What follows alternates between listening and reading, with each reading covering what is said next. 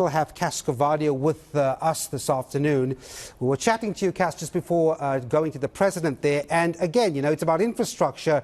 I see government and the corporate leaders teaming up. We know there's this initiative, task teams or task streams now being formed. I was asking you before we went to the president, what's different this time around? Because we know the long-drawn frustration coming from business to have more scope in participating in fixing the economy. What's different this time?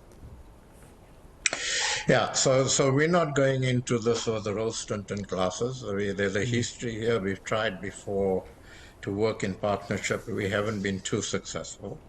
What's different this time, I think, is that in the meeting with the president on Tuesday, the president was absolutely clear that he has instructed his people that he is taking this very seriously. He expects results. He wants report back jointly from both business and government every 6 weeks at the union building, and he will remain on top of this. I think that gives us confidence. What's also good is that after we met him in April, where he agreed and committed to working together with business and asked us to meet with his technical people to see how we move forward. We agreed a structure of interaction with his technical people, and the whole idea on Tuesday was to actually say that we want the president to sign off on that structure, which he did. So now that we have agreement on the structure, we are awaiting names from government on their people to work with us. Yep. We can then put these teams together, and then we can develop work plans for each of these areas, exactly what the outcomes are. And they need to be 3 or 4 critical outcomes.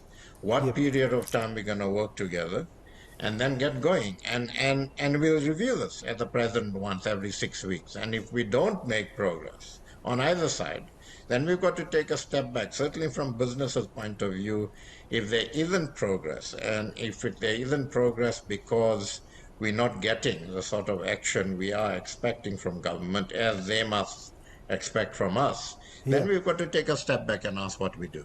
I was going to get to that, Cas. I mean, when you look at the structure that you speak about, how will it work? I mean, presumably, you will have a CEO working in tandem with government, heading one of these streams, be it water, infrastructure, the logistics, and then you've got the appropriate expertise from the business sector being injected in.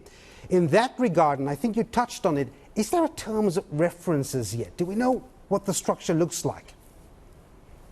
Yeah, so we know what the structure looks like. We're going to have, so if we go back to COVID, we had a joint strategic operations committee between business and government that met in the beginning twice a week, sometimes 3 times a week, and then once every fortnight. As we got into, we developed a good cadence of work, and that worked well. And what the Joint Strategic Operating Committee did then, as it will do now, and we're putting one together now, it will sit above these work streams, and its role will be to receive reports from the work streams to ensure that progress is being made, and to receive reports on what blockages there are to progress. And the Joint Strategic Operating Committee must unblock those blockages. Now, at that level, it would be senior business people with ministers and others who can take decisions to unblock any blockages that there might be. The work streams themselves, the champions are CEOs, and they will give strategic direction, but we will populate the work stream with technical people from both government and business, including relevant departments and including relevant state-owned enterprises, because it's there that changes need to happen, and those need to come to the party to say that more space needs to be opened up for the private sector to play a critical role. And that's how we want this to work. And then hopefully to have joint communications on a regular basis, not just to our own constituencies, but to the public. We're very keen as business that we keep the public informed on progress, And let's see how all of that goes. And then all of that reporting into the president every 6 weeks. And before I let you go, Cas, I mean, increasingly we are learning about the depth of criminal activity in some of these key sectors. Cas, I mean, whether it's electricity or logistics, that's going to be a testing one to navigate, wouldn't it? It will be a testing one, and that's where we've made probably least progress up to now. But at the meeting on Tuesday, we had about 5 or 6 generals from various areas of security establishment. We had the security advisor to the president at the meeting. So there's some seriousness. If you looked at, if given the attendance at the meeting on Tuesday, there certainly seems to be seriousness and commitment on the part of government. There has been seriousness and commitment on the part of business for quite some time. Let's see how this goes. We will give our best efforts. We will put in whatever we need to put in.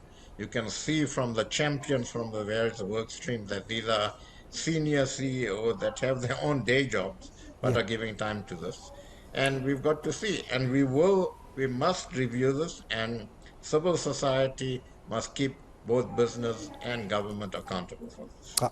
We'll be watching very closely. Business Unity South Africa CEO Cas Coovadia, thanks very much indeed for your time.